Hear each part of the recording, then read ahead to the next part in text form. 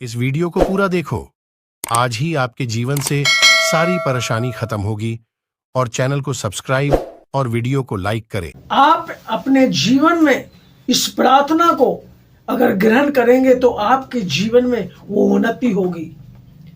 शाम को अब जब आप अपने बिस्तरों में जाएं, इस प्रार्थना को हमेशा करें। इस तरीके से प्रार्थना करना है, इस तरीके से वचन बोल के प्रार्थना करना है, तो आपके जीवन को एक बड़ा बदलाव होगा।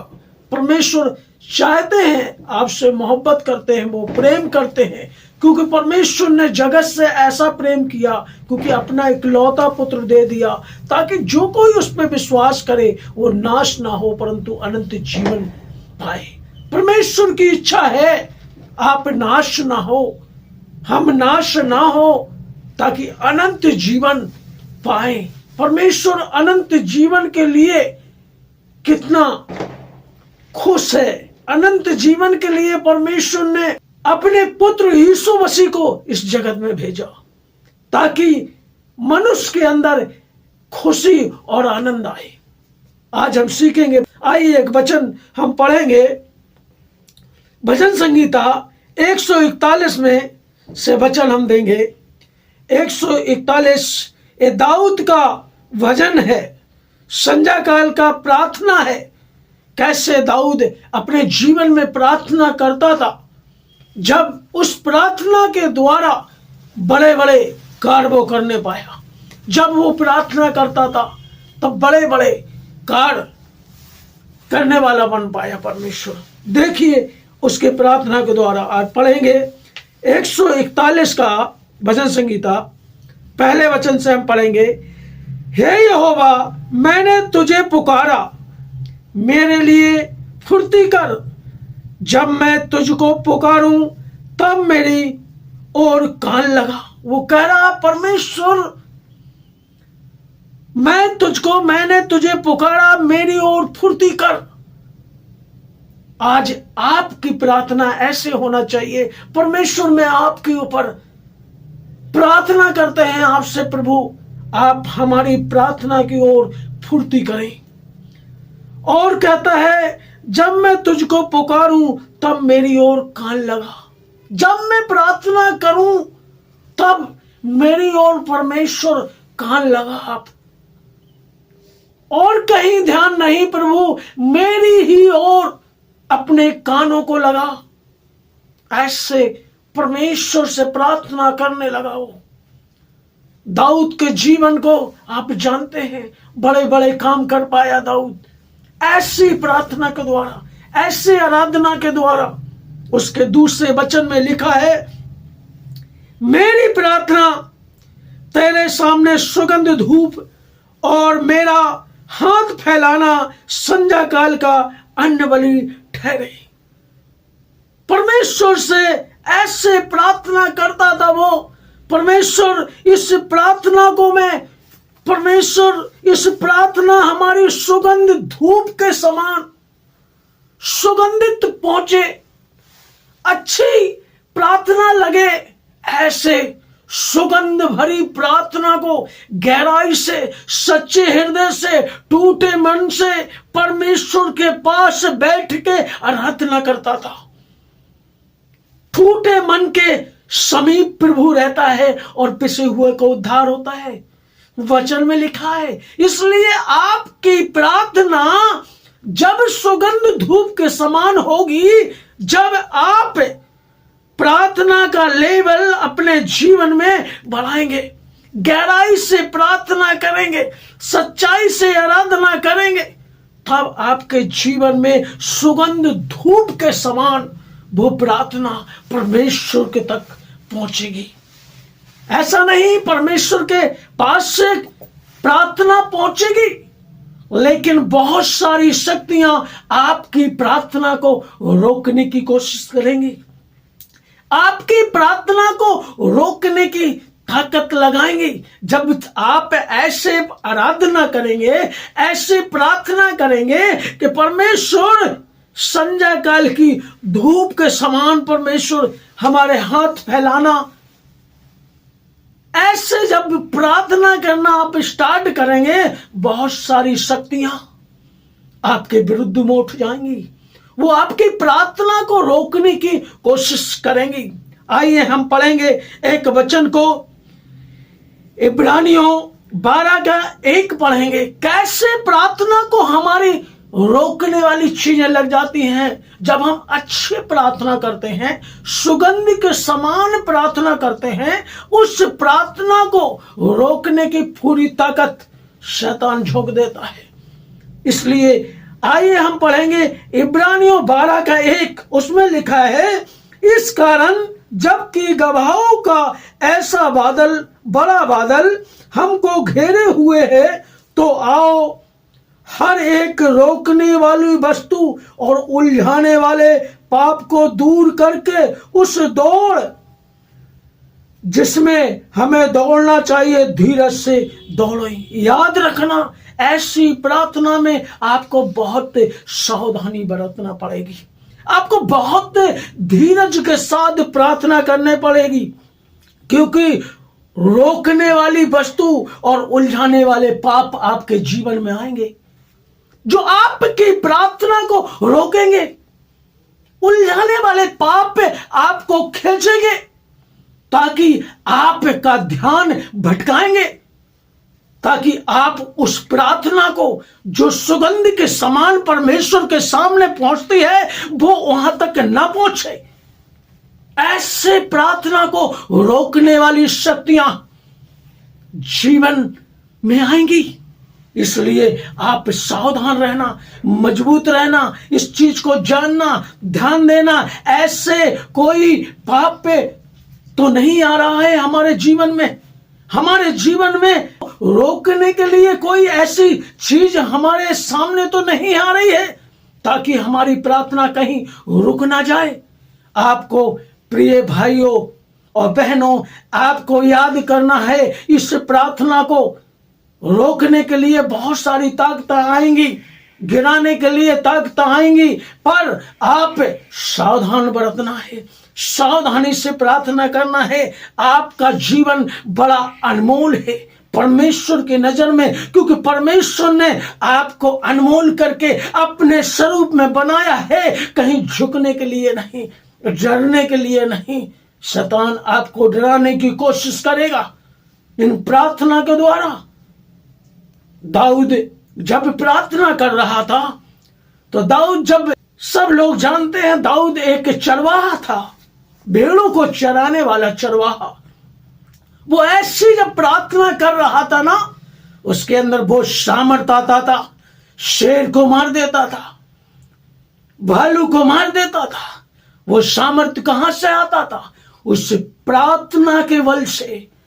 जो प्रार्थना वो कर पा रहा था, जो प्रार्थना वो परमेश्वर के आगे अर्पण करता था, रखता था, सुगंध धूप के समान, वो प्रार्थना उसमें बल देता था। ऐसे आपके और हमारे सभी के जीवन में परमेश्वर का प्रार्थना बल देने वाला है, सामर्थ देने वाला है, आपको उठाने वाला है। कोई भी कमजोरी, कोई भी समस्या, उससे प्रार्थना, इतना सामर्थ्यशाली प्रार्थना होगा, तब कोई भी कमजोरी आपको गिरा नहीं सकती, कोई भी दुर्बलताएं आपके पास आ नहीं सकती। परमेश्वर से प्रार्थना करने का, ऐसे वो कहता है, धूप काल सा प्रार्थना, संध्या काल के। और तीसरा वचन में लिखा है, हे यहोवा, मेरे मुख पर पहरा बैठा और मेरे ओंठों के द्वार की रखवाली करे। याद रखना बहनों भाइयों, सबसे पहले प्रार्थना में आपके ऊपर अपने मुंह का कंट्रोल करना है। मुंह पे अगर आप कंट्रोल नहीं कर पा रहे हैं, तो परमेश्वर से कहें, जैसे वो कहने पा रहा था, परमेश्वर मेरे मुंह के अंदर पहरा बैठा, मेरे मुंह के अंदर और मेरे ओंठों की रखवाली करे। ऐसा नहीं हम अपने ओंठों के द्वारा बहुत सारी ऐसी बात ना बोल जाए, कहीं प्रभु उस प्रार्थना को, बेकार प्रार्थना हमारी ना चली जाए। ऐसे अपने प्रार्थना के अंदर ये शब्द बोलना है, प्रभु हे यहोवा मेरे मुख पर पहरा बैठाल और मेरे ओंठों के द्वार की रखवाली करे। आज ये वचन अपने जीवन में कोट करना है। जब प्रार्थना करने बोलो बैठो तो परमेश्वर से ये वचन बोलो, परमेश्वर मेरे मुंह के अंदर अपना पहरा बैठाल दे और मेरे ओंठों की द्वार पर रखवाली करे। परमेश्वर रखवाली करेगा। परमेश्वर आपकी प्रार्थना वहां तक पहुंचाने के लिए परमेश्वर पूरा आपका सहयोग करेगा। लेकिन आपको ये प्रार्थना में आपको बोलना पड़ेगा, आपको कहना पड़ेगा। जब वो प्रार्थना आपकी सुनी जाएगी, आपकी प्रार्थना के अंदर वो सामर्थ्य आएगा और आप छुटकारे की लाइन में खड़े हो जाएंगे। आपके पास छुटकारा होगा, आपका जीवन बदल जाएगा, आपका बोझ खत्म हो जाएगा, आपकी समस्याएं खत्म हो जाएंगी, आपके दुख खत्म हो जाएंगे। जब ऐसी प्रार्थना परमेश्वर के आगे आप समर्पण करेंगे, रखेंगे। और वो चौथा वचन में कहता है, उसी का 141 का वचन संगीता, मेरा मन किसी बुरी बात की ओर फिरने ना दे, मैं अनर्थकारी पुरुषों के संग और दुष्ट कामों में न लगूं और मैं उनके स्वादिष्ट भोजन कुछ ना खाऊं। परमेश्वर का दास ऐसी प्रार्थना कर रहा है कि परमेश्वर अगर मेरे आसपास ऐसे लोग हैं, बुराई करने वाले बुरे लोग हैं, तो इनको हमसे दूर करे, नहीं तो मैं ना फिर जाऊं कहीं इन लोगों के और अनर्थकारी पुरुषों के संग मैं नहीं चले जाऊं। ऐसे वो आराधना करने लगा। उनकी स्वादिष्ट भोजन वो हमें कोशिश करेंगे, आपको कोशिश करेंगे बड़ी बड़ी बातें बोलने के लिए, स्वादिष्ट भोजन के लिए, अच्छे से कपड़े पहनाने के लिए, लालच लोभ सब कुछ देंगे। उन बातों में आपको फंसना नहीं। आपकी आराधना का एक ही लक्ष्य होना चाहिए, सुगंध धूप के समान आपकी प्रार्थना होना चाहिए, परमेश्वर के पसंद करने वाली प्रार्थना होना चाहिए। बहुत सारे चीजें आपके जीवन में आएंगे। एक वचन पढ़ेंगे हम और पढ़ेंगे 1 कुरिन्थियों 15 का 33 वचन में लिखा, धोखा ना खाना, बुरी संगति अच्छे चरित्र को बिगाड़ देती है। परमेश्वर का वचन कहता है धोखा आप नहीं खाना। अच्छी आपकी संगति, परमेश्वर के साथ अच्छा रिश्ता कहीं ऐसा नहीं बिगड़ जाए। इसलिए परमेश्वर की संगति करने के लिए धोखा ना खाना, धोखा ना खाना। कहीं ऐसा नहीं कि आपकी संगति, अच्छा चरित्र लोगों की ऐसी गलत संगति में फंस ना जाना, परमेश्वर कहता है। इसलिए ऐसे वो आराधना करता था, परमेश्वर मैं ऐसी संगति में कहीं फंस ना जाऊं, कहीं ऐसी संगति में मैं चला ना जाऊं। वो ऐसे दुआ करता था, प्रार्थना करता था। उनके स्वादिष्ट भोजन के खिंचाव तो नहीं हमारे अंदर है। बहुत सारे लालच दिखाता है शैतान, बहुत सारी चीजों का लालच, ताकि आपकी प्रार्थना, आपका परमेश्वर के पास उपस्थिति होना ना हो पाए, आप सही से संगति परमेश्वर से ना कर पाए। ये उलझाने वाले पाप है, फंसाने वाले पाप हैं, फंसाने वाली चीजें हैं जो आपके जीवन में रोकने वाली वस्तुएं हैं। आपके जीवन को उलझाना दे, फंसाना दे, ताकि आपकी आराधना, आपकी प्रार्थना में रुकावट ना हो जाए। इसलिए आपको सावधान रहना, सावधानी के साथ प्रार्थना करना। दाऊद बड़े बड़े काम इसलिए कर पाया क्योंकि उसने अपने जीवन में सावधानी रखी। अपने जीवन को कैसे परमेश्वर के सामने दिखाना है, कैसे परमेश्वर के सामने उपस्थित रहना है, वो उसने सीखा है। उसे आप और हम सीख सकते हैं उसके वचन के द्वारा। उसने जो वचन भजन संगीता में लिखे हैं, पवित्र आत्मा के प्रेरणा के द्वारा रच डाला उसने, वचन को कह डाला।